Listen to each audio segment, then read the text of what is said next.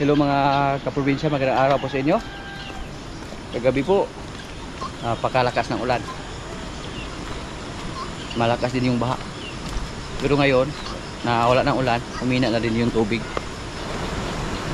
Baka nasira naman yung kasada natin dyan, yung daanan ng ating karusa. Pati dito, may nakaharang na ng mga bato.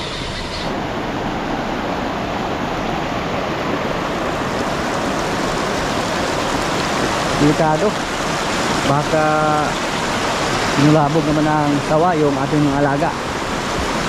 I-check natin kasi sa mga karang araw po umulan din dito sa amin, tapos inatake naman ng sawa yung ating mga alaga. Nadali yung isa nating manok kasi yung sawa paborito nila umatake basta may ulan.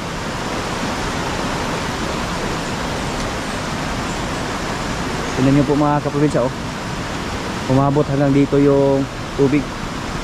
So ibig sabihin medyo may kalakasan yung ulan kagabi. Gusto ko sanang lumabas pero napakalakas ng ulan. Sabi ko po, bukas na natin malalaman kung iatake ba o hindi yung ating mga alagang manok. Yung ating baka na si Batang andun nilagay, puntahan natin.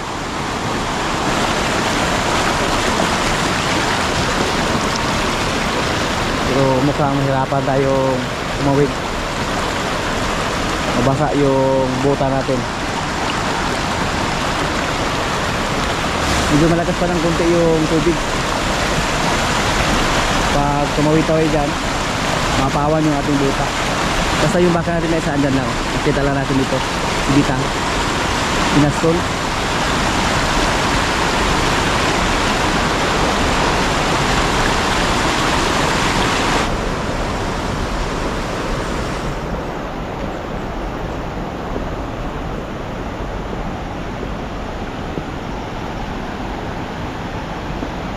Sa mga nakaraang video po namin, sinubukan po namin hanapin yung sawa. Baka na ando na nakatago sa tabi-tabi sa aming kubo. Pero hindi namin nakita.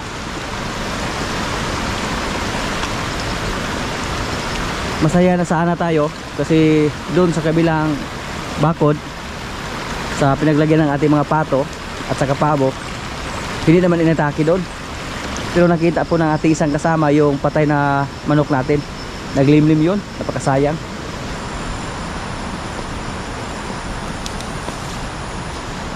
Binigyan na po ng pagkain si Rambo.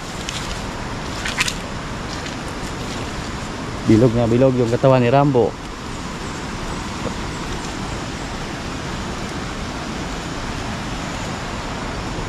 Si Paula, napakaganda ni Paula, lalo na pag mapaiay natin to. Excited po tayo sa resulta. Si Tisoy mga kaprobinsya, matapang to. Parang katulad din siya sa isa nating kalabaw dati na si Ugis, na kulay puti din. Nanuwag to si Tisoy. Ngayon na medyo malaki na yung katawan niya, mataba na. Nanuwag na siya ngayon. Yan pero maliit lang siya, hindi siya nakakatakot. Matakot lang tayo pag nanuwag, tapos yung katawan niya katulad sa katawan ni Palo. Yun po ang nakakatakot. Yan. Naka-recover na yung alaga natin, si Tisoy. Maganda sasakyan kasi maliit lang.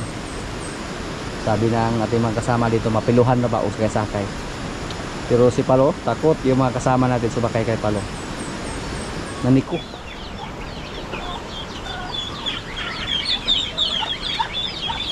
I-check natin, baka may patay naman tayo na makita. Yan. Buhay lang. Itlog ng pato. Sa mga nakaraang video po namin, dito po naglimlim yung ating inahin. Tapos nahulog na siya doon at maraming dugo dyan. So isa sa mga palatandaan na sinubukan siya na lunukin ng sawa, pero hindi siya nalunok. Kaya nahulog lang yung manok. At saka hindi niya nakayanan kasi may kabigatan. Medyo malaki po yung inahin natin. Mabigat. Marami tayong sisiyo dito ng pato ngayon. At saka may sisiyo din tayo ng gansa dito. 4. So as of now mga kaprobinsya, wala namang patay na manok na nakita natin. Pero pag yung mga malilit yung inatake niya, sure ball. Sigurado tayo na kayang-kaya ng lunukin. Wala natin yung gansa natin dito na medyo malaki na. Ito po yung ginawa namin mga kaprobinsya tuwing araw. Pinalabas namin sila para makagala-gala.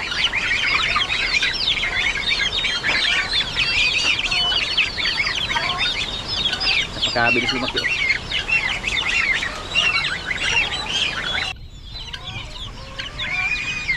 Maghintay ng rasyon.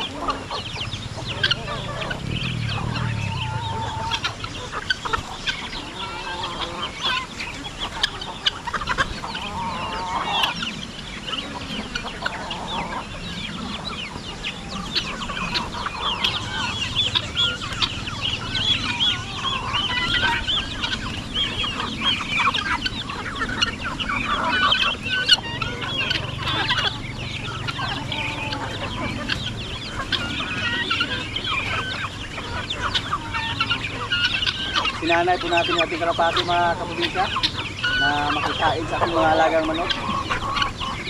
Pato, bindala.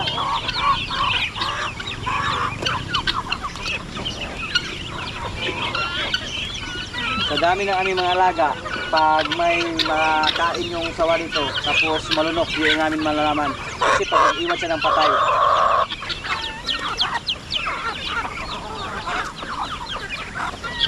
Badi, kain ka nga made? Asa gikan? Burnout? At sa mo? Burnout dito sa amin dahil sa lakas ng ulan gabi. Yan po ang mangyari basta nasa bundok tayo. Kunting hangin, burnout agad.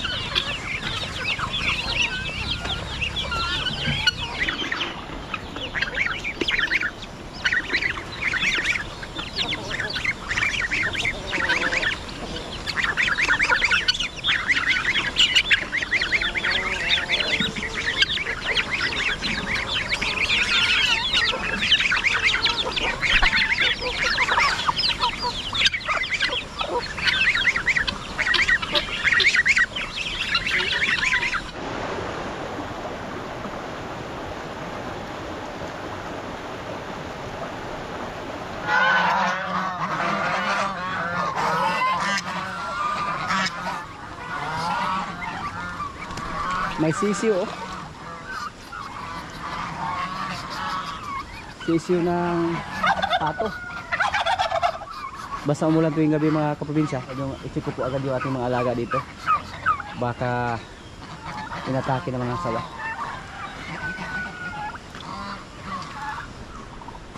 Pero pag magkalunok siya, wala na tayong magawa.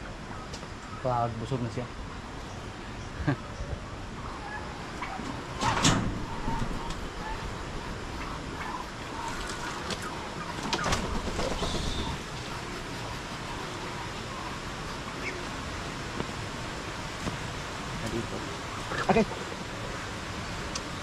Kalat lang yung itlog mo. Okay. Bahala ka. Hindi yan mapisa lahat.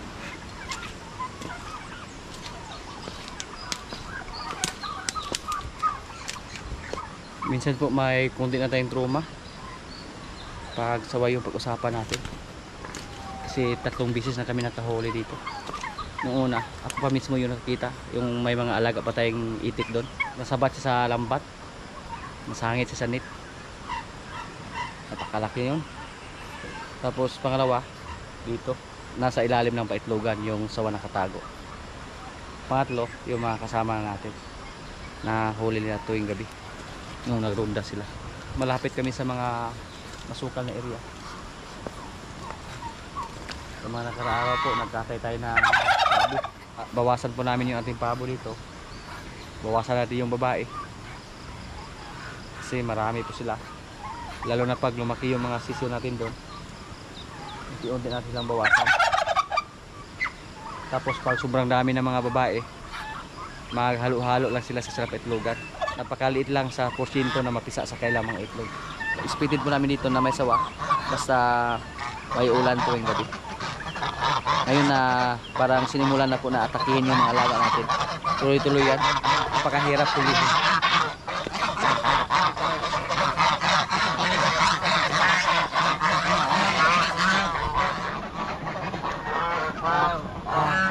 Sa may baha, maganda tingnan yung force dun, oh. Napakaganda paliparan ng drone.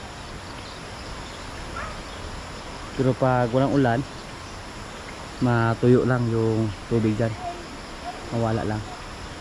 At yung ating baka dito, yung mga maliliit nating baka, si Rigor, malakas siyang kumain mula nang nawalay namin siya kay Basya. Hindi siya magpatalo kay Marites. Si Rigor nasa 5 buwan na. Pero native lang yung nanay niya, kaya parang maliit lang siya, tingnan. Kahit mapurma yung kanyang katawan. Hindi pa natin nakita yung mga anak at yung mga baka dito na hybrid. Hindi pa sila nanganak. Yung sila si Batang at si Quinay. Sa ngayon po mga kaprobinsya, marami na po sa ating mga baka ang nakasahan. Excited po tayo. Sana po mabuntis yung mga baka natin na nakasahan at saka naiay. Sa ngayon po, nasa 4 yung confirm na buntis. So next year, kung mag-success tayo sa ating mga baka dito, madagdagan ng 8 baka kung sakaling mabuntis lang lahat. Kasi si Marimar mga kaprobinsya, nakasahan na, at yung nakakasa si Limer. So ang hindi pa nakasahan dito, yung pinakabata pa, si Marites. At masaya po kami kasi yung hinihintay namin na kumasa si Limer ngayon, subukan na namin ng 2 beses. So ngayon wala nang problema, makatipid na tayo ng konti kasi hindi na tayo kailangan pa mag-request ng technician para magpa-EI. Andyan na si Limer, may tagakasta tayo, wala nang hassle, diretso lang. Pag nakikita natin na may nalandi, ipalabas lang agad, tapos palapitan ng ating lalaking baka. So yun lang, except pag ayaw magpakasta, katulad sa ating baka dati na si Batang. Ilang beses na po siya naglali dito sa atin, sinubukan natin na pakastahan ni Pogi, pero hindi siya magpakasta. Nung kinorner namin siya, tumalon, lahat ginawa niya para hindi lang siya makastahan. So no choice po kami, ang ginawa namin, pinaiay namin. At ngayon buntis na siya. Yung mga maliliit nating baka ngayon mga kaprobinsya, hindi namin pinataba ng gusto. Yung pinapakain namin Cuptamen lang. Pero pag gusto natin silang patabain, pwede starter yung ipakain natin. Tumaba yan basta starter.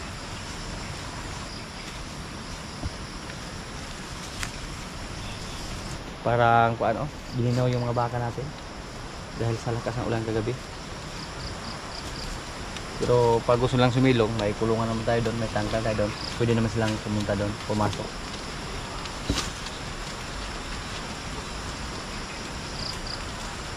Yung sa ating baka, Si Junior Pugi.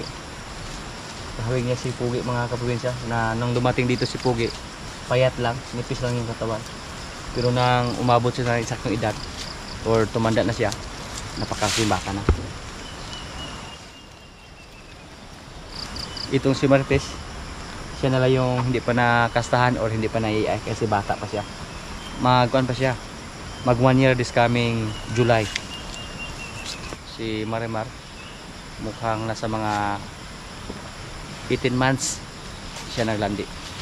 Ang ginawa po natin kay Marimar dati, pinalabas natin, inamoy-amoy natin kay Limer. At effective naman yung ginawa natin kasi paglipas ng mga ilang araw, naglandi agad siya. Palagi din natin tinicheck yung baka natin dito na pula. Isa rin sa nakasahan ni Limer, baka naglandi ulit ba. Napapansin ko po sa ating mga baka ngayon, hindi sila nag-ingay pag sila yung naglandi. Para mga silent hitter sila. Si Marimar kahapon, kung hindi na lang natin napansin, sayang. Buti na lang napansin natin. Ito po, lagpas sa 21 days na mula sa pagkasa ni Limer at hindi naman siya naglandi ulit. Sana buntis na siya. Kahit nasa 1 buwan pa lang yung anak niya, naglandi na siya. Yan po ang maganda. Napakabilis dumami sa ating mga baka basta ganyan ang mangyari. Nagpahimas na siya ngayon. Si Rigor, oh, mukhang nanibago pa na wala siyang nanay dito. Si Basya, nanibago din. Mga ilang araw pa siya kumain. Palagi siyang umiyak nung nawalay sa kanya si Rigor. Aga! Buti na lang hindi tayo sinipa. Pag may tali na siya, hindi na siya makawala sa atin. Lalo na pag malagay natin siya sa kulungan. Tinasahan niya si Rigor.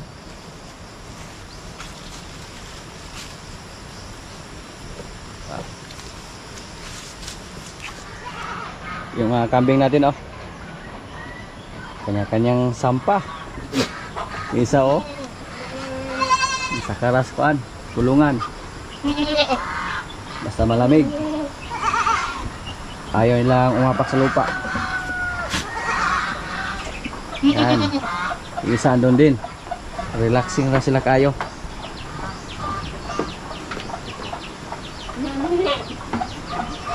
Naghihintay ng pagkain.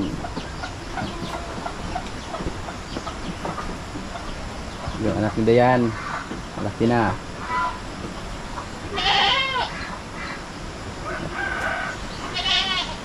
Yung mga anak ni Ibana, yun po ang dalawa. At yung tatlong magkakapatid, yan. Hindi po sila masyadong payat mga kaprobinsya, kahit hindi namin hinaloan ng feeds yung Cupramel na ibinigay namin sa kanila. At makintab naman yung mga balahibo nila. Yan. Marami na po sa kanila ang nasampahan sa ating mga gatasan or mga inahin.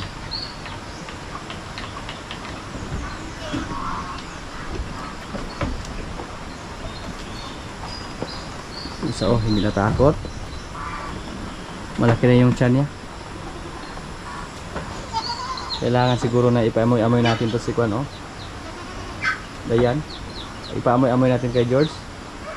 Ang problema lang kay George, nakakatakot.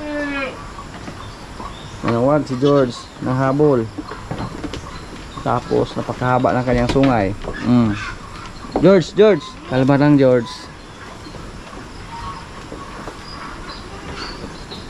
Oh. Kalma lang George.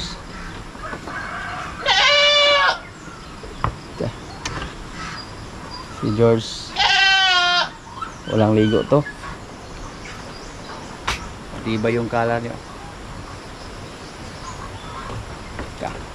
Tanaw na sungaya, oh. Makawitan tani, oh. Dibain niya, oh.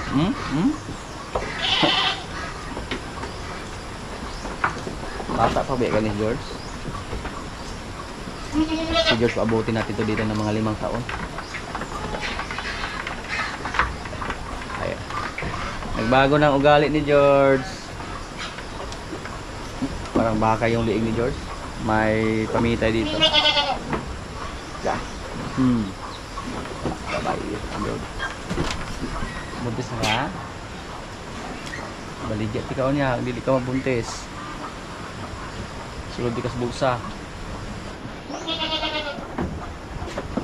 Kawalan si George. So, akyat tayo dito. Kasi masungayan ta ba?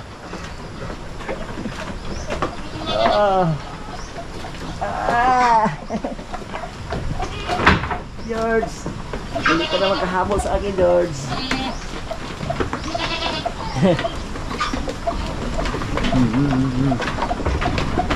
Bakit po tayo dito mga kaprobinsya?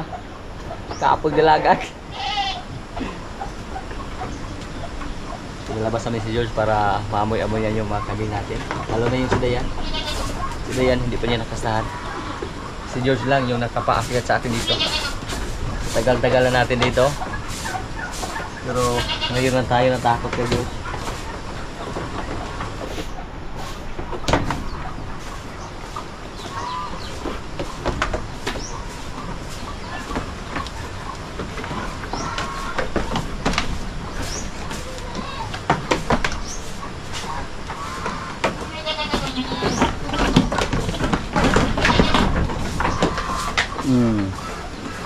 Dayan, George. Tunitago si Dayan, George.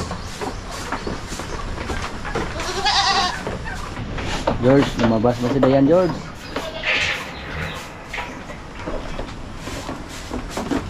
Away-away, George.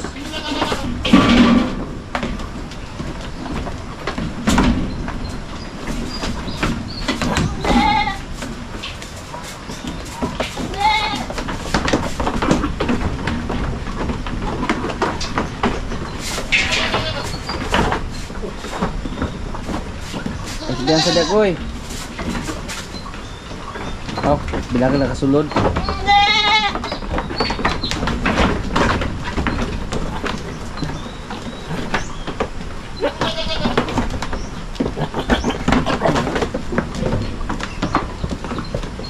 Hindi ka kasya dyan. Ang laki ni Diyos mga kaprobinsya.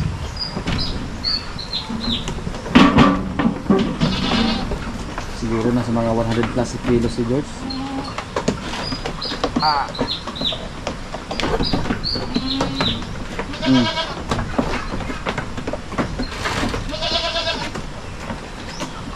Natakot yung mga kambing natin sa kanya.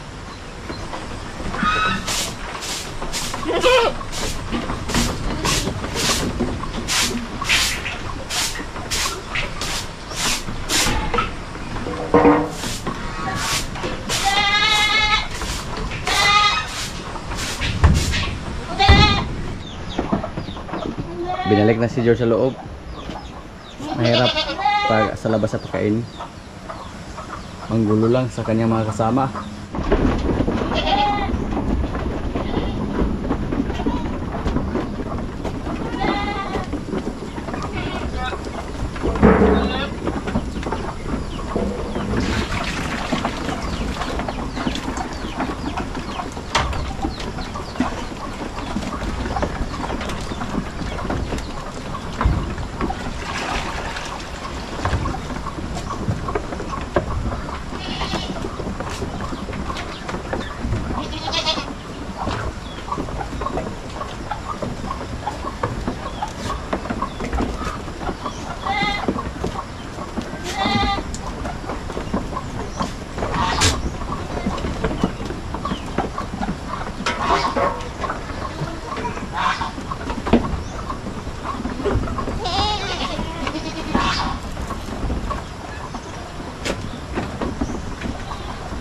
Takot yung iba lumapit, oh. Nagsapang-sapangan yung isa.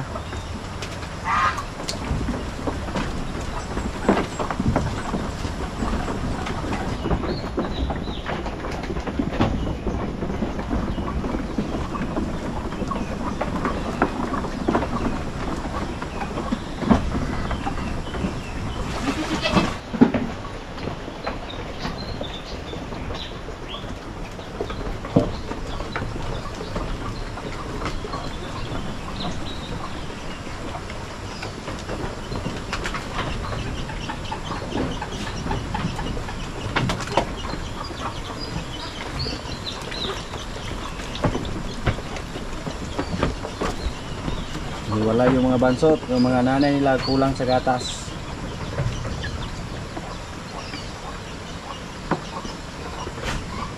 Purgahin natin yan. Laluan pa natin ang purga.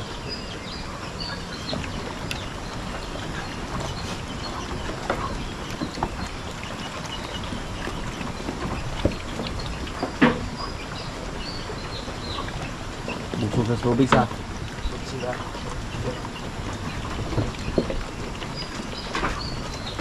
Dinamihan ng tubig para mabusog sila ng gusto. Tapos mamaya bigyan ng kumpay.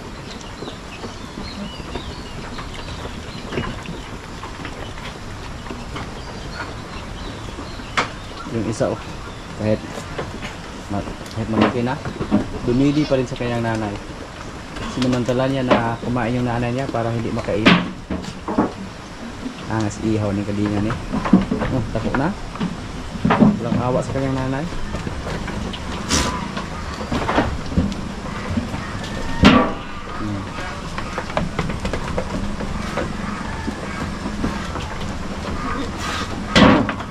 Maihaw na.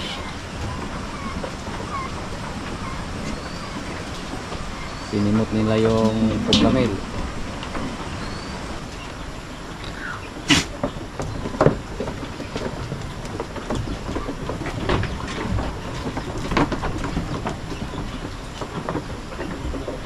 Busog niyo yung mga alaga natin kambing. Oh.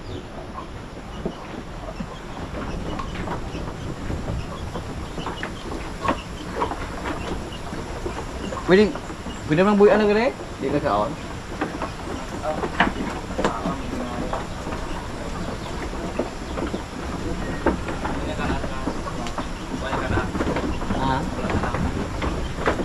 Wala sa kahorot, pero di na, sakto na kaya para Kaya ni marok kito rin sa ambak. ka na rin diya o.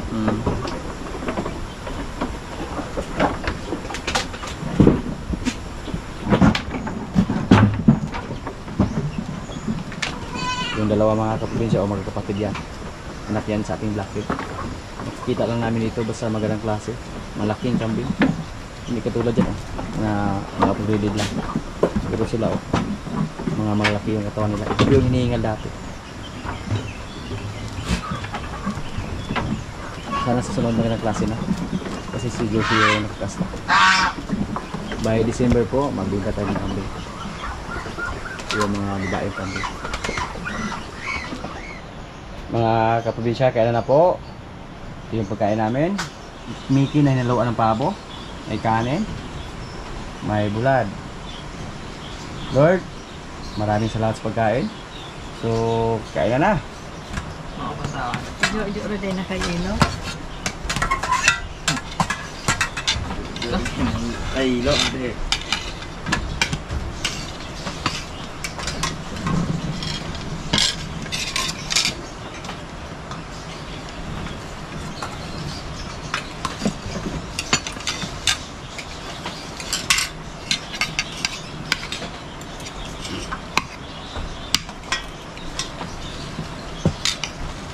Wala pa si Brod. Nahuli. Kasi nabuntagan kagabi. Namambira. Bigla niya po mangkol. Tim, itom lihat. Oke. Anoy.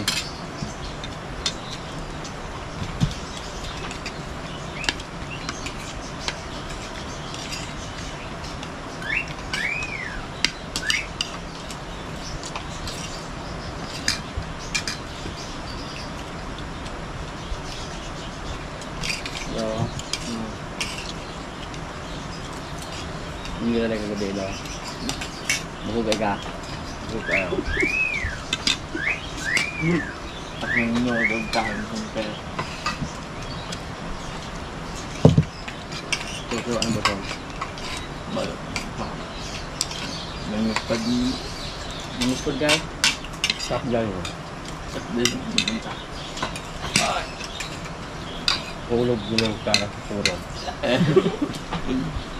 Wala. Kamot ba? Nga wala. Tulog mo sara. Tino na chok. Oo, yan. Dili tinala na ulog ng tara.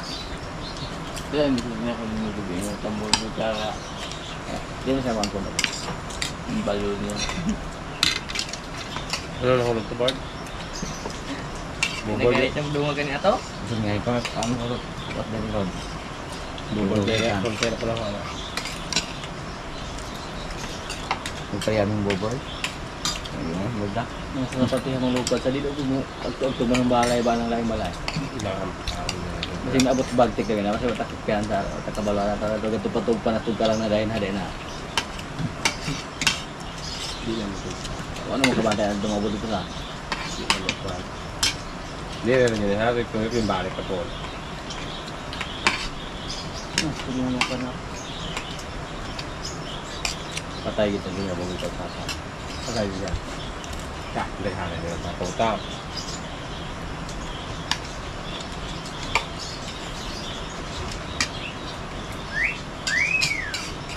Sugat ang baha agad ila yan.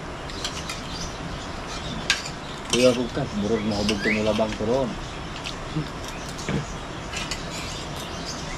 Kaya tukod ko na.